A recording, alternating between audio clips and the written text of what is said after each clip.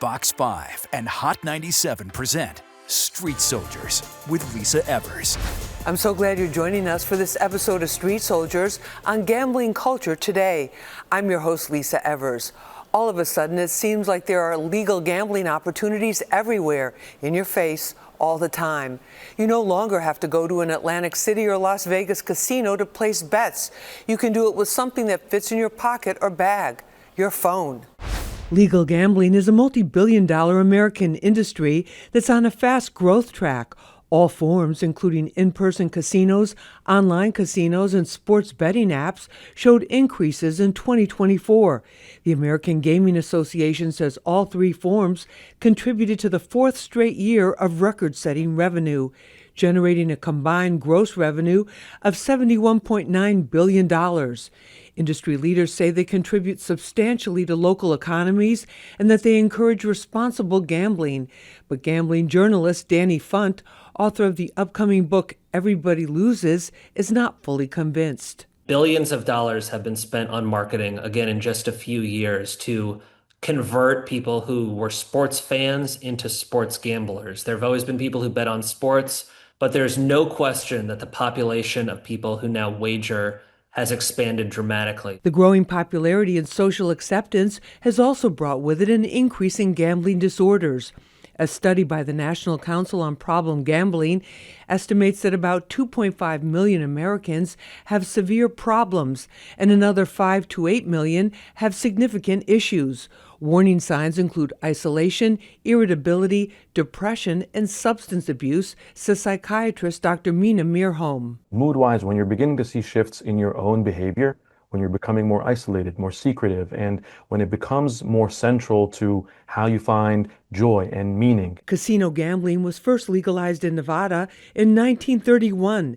The Supreme Court paved the way for legal sports betting in 2018 when it declared a federal ban on it unconstitutional. The exponential growth of online sports betting is especially popular with young people. Rob Minnick started placing sports bets when he was just 18 years old. Now in recovery for 3 years, Rob helps others fight gambling addiction with his podcast and YouTube video channel called ODAT, One Day at a Time, Gambling Awareness. He shares how his 6-year addiction started innocently enough. Growing up near Philadelphia, we loved our sports teams, and so it was kind of this no-brainer when I saw a commercial from a very well-known gambling conglomerate that said, hey, you can bet on daily fantasy sports, and you only have to be 18 in the state of New Jersey at the time. There are many layers to this. Let's find out more from our panel. Joining us right now is Rob Minnick. He's a recovering gambling addict, and he's trying to reach as an influencer across social media with a younger generation, a new generation of people who he says, like himself, are susceptible to this. Rob, thank you so much for joining us. We appreciate it. Absolutely. Thank you so much for having me. Thank you. Also with us is Dr. Mina Mirholm. He's a psychiatrist and also a professor of psychiatry at Columbia University Medical Center. Dr. Mina Mirholm, thank you for joining us again. We appreciate it. Absolutely. So thank you for having me. Thank you. And also joining us is journalist Danny Funt. He's written for many top publications about this. He's a gambling journalist, and he's the author of a book that a lot of people are looking forward to seeing come this January called Everybody Loses. Danny, thank you so much for being with us. We appreciate it. My pleasure. Danny, I want to start with you on this. When you look at gambling overall in the United States, is it just because we're seeing it more kind of on the retail level, or is there a lot more gambling going on? Unquestionably, there's always been betting since the very beginning of professional sports in America. There were people in the stands exchanging cash on it. But since 2018, when a Supreme Court case opened the floodgates for betting outside of Nevada, there has been a true explosion of gambling on sports and secondarily on a lot of other things. But just sticking with sports, over $500 billion wagered legally since 2018. It's a completely different scenario than there ever was. And a lot of it is happening online. A lot of it is happening on apps. It's a nonstop activity that brings a lot of dangers with it. But the business is booming. There's no question. Rob, tell us about your journey and how you got hooked in it. So, I'm not responsible for that entire $1 trillion that has been made by the retail market, but I am a small drop in that bucket. And I think that overall it's made up of people just like myself. I got started with daily fantasy sports. To this day, I believe that the gambling industry would tell you that's not gambling and rather it's a game of skill. But right from the start, my friends and I, we would take a couple dollars and put it on the Philadelphia sports teams. That's the area that I grew up. And win or lose, they had a good time and they could let it go. But to me, working for $8 an hour at an ice cream store at the time, the idea that I could win $100 watching the Phillies or the Eagles, it was just a dream come true. And I wanted that constantly. So it started off with the small contest, then it was 2 contests a night, then 4. And then as soon as I had access to it, with a bookie at the time, actually, I started regular sports betting at the age of 18. What was your lowest point of what you were gambling?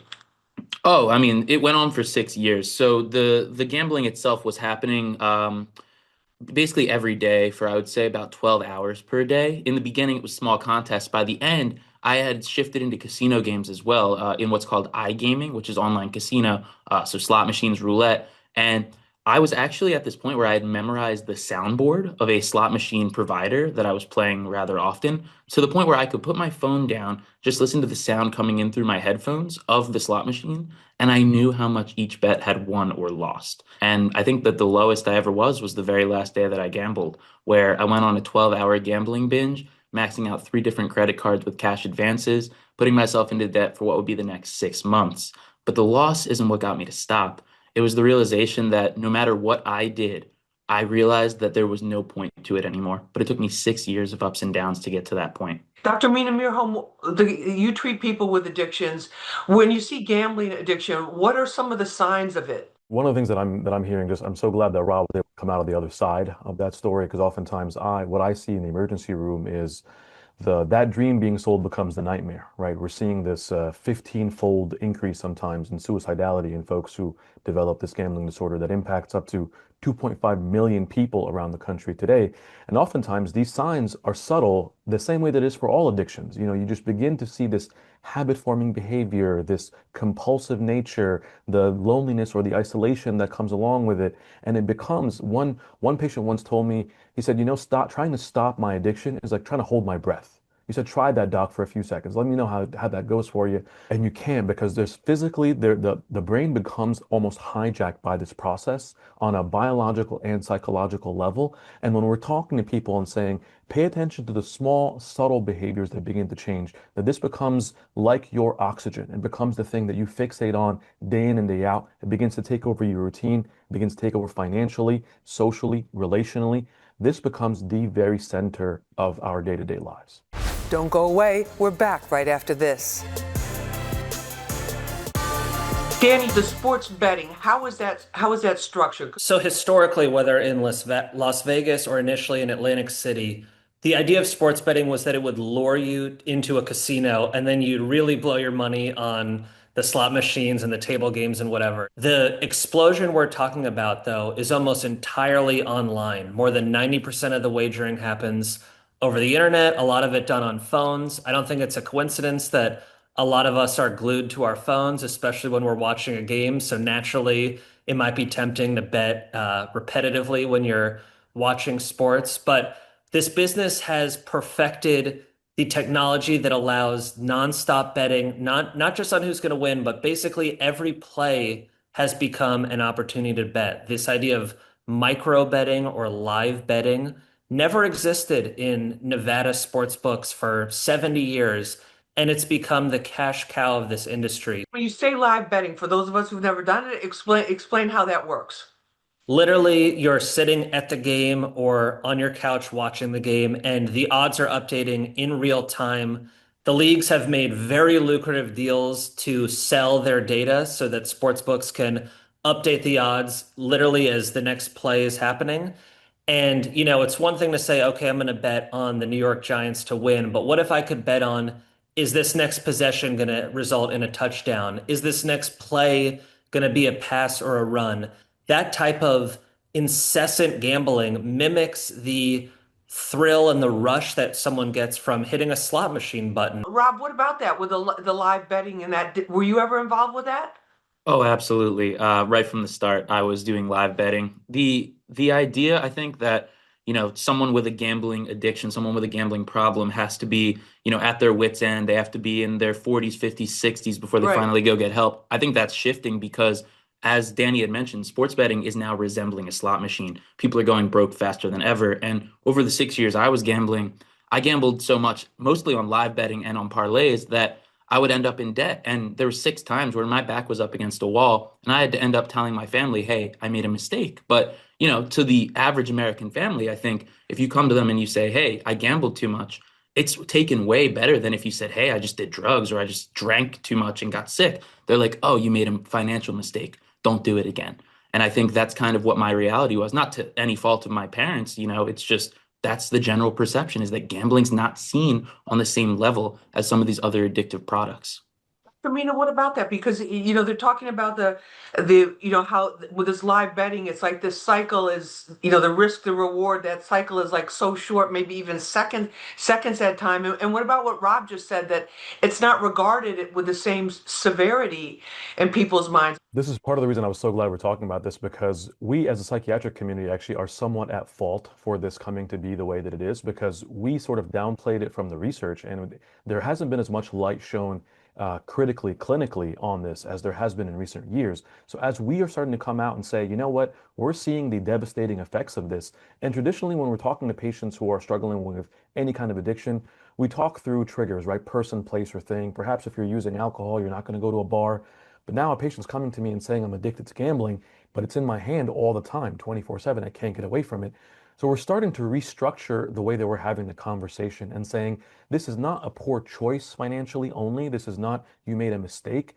This is an actual disease that has actual treatment. And there's a way that you can systematically recover, not just individually, because oftentimes when we're struggling with an addiction, we're not doing that in isolation. It's not just, I'm going to get better on my own in my room and I'll be better, but rather when I can come out, exactly as Rob said, and I can know that the stigma around this is reducing and saying, this can actually destroy my life. And because of that, I got to go all in, metaphorically speaking, on my treatment. The same way sometimes I'd go all in on my bet. So because this can take my life, I'm going to be able to say, I need the therapy that I need. I'm going to have the support that I need.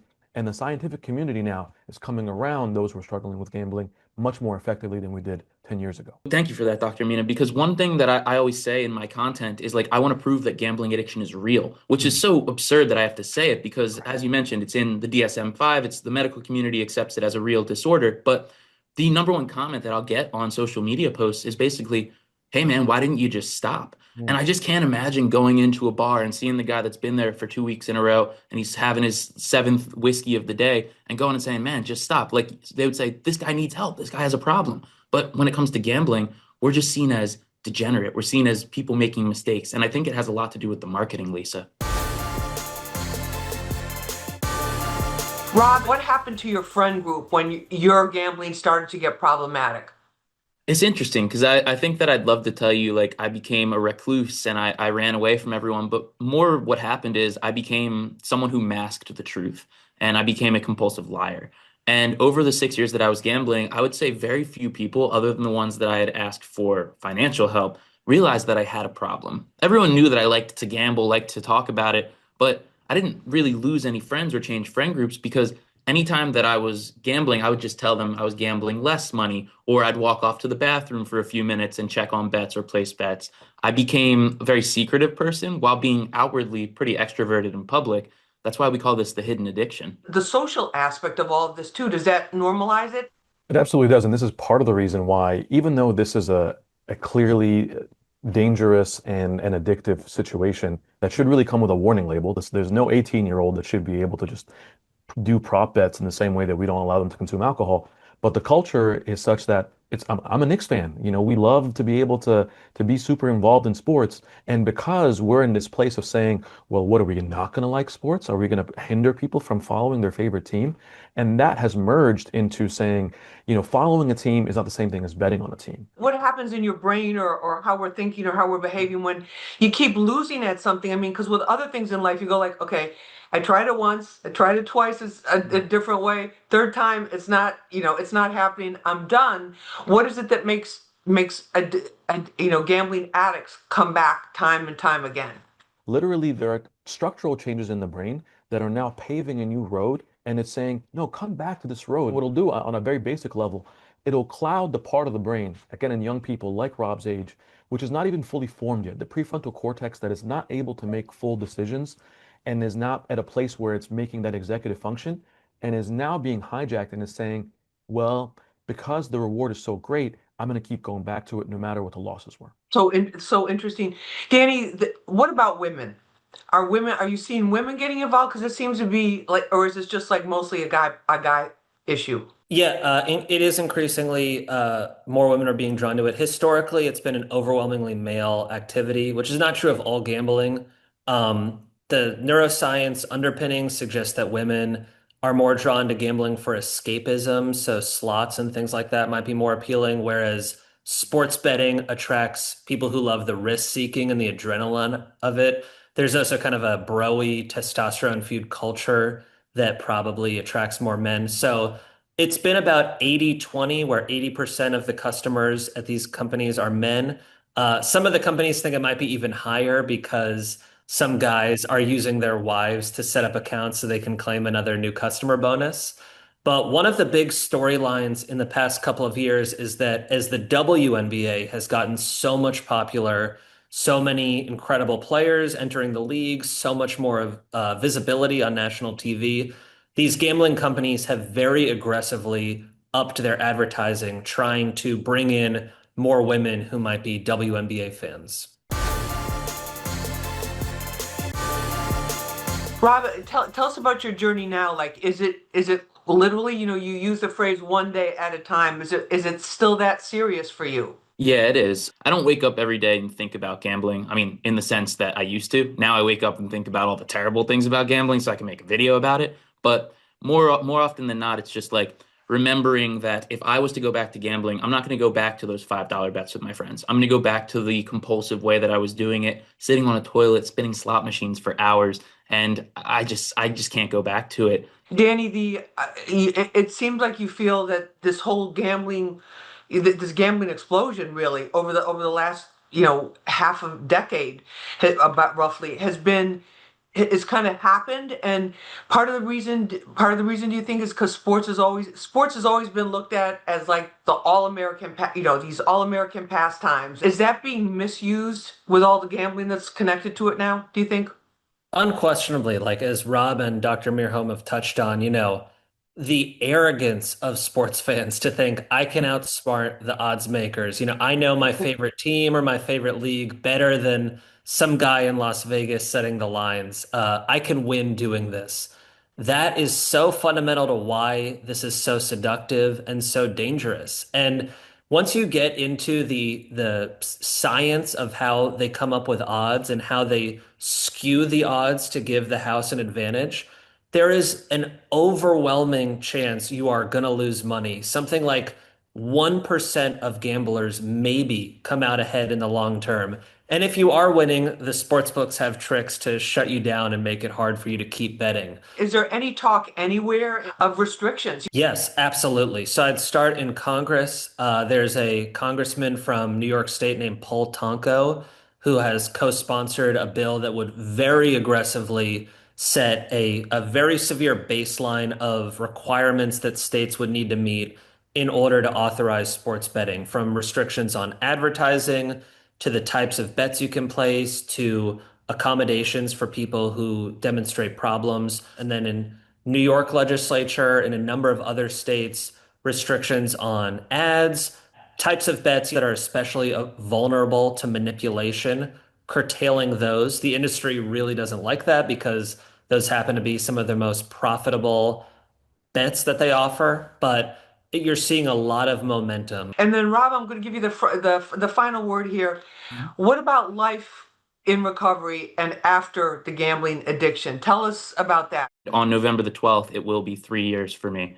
So life does get better. Congratulations. Thank you very much. I appreciate that. And it's weird because it's like year three feels like year two, feels like year one. The toughest part's that first 90 days. And so to anyone that's considering getting help, considering stopping gambling, it's going to be a little bit tough at first because you're making a major lifestyle change. But on the other side of that, you can truly enjoy things again. And not everything's going to be great. It's not all rainbows and sunshine. But when I was gambling, good things only happened when I won money. And now in life, I don't tether my worth to my net worth as I did when I was gambling. And I'm able to create things that can make a real difference. Thanks for joining us for this episode of Street Soldiers on Gambling Culture Today. You can watch it again and share it on our Fox 5 NY YouTube page and the free Fox Local app. Remember, use your mind, it's your best weapon. I'm Lisa Evers. Let's push for peace, love, and justice for all.